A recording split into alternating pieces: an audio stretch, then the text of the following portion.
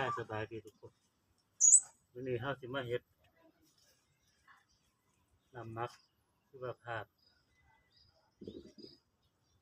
น้ำหมักที่เฮาได้เอาจากเศษผักที่เฮาตัดแต่งแล้วในวันที่ไปขายผักเฮาก็แต่งเอาเฉพาะของดีไปขายส่วนที่เฮาแต่งเสร็จเฮาก็เอามาเฮ็ดเป็นน้ำหมักเอามาหมักกันทุกคน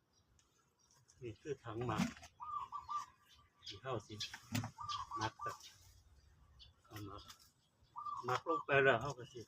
ที่ส่วนผสมก็คือจุลินทรีย์น้ำผสมสีเหลืองเราก็สิเทรวมไปอันนี้ก็คือกากน้ำตาลเราก็สิเทลงไปนี่กากน้ำตาลในซอยดับตัวนี้ก็คือสารอาหารที่เป็นหัวอาหารไก่เราก็สิเทรวมลงไปเลยหมักลงไป1 เดือนก็สามารถเอามาใส่ได้อันนี้คือถังที่หมัก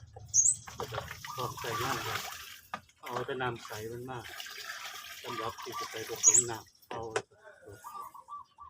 ครับน้ำตลอด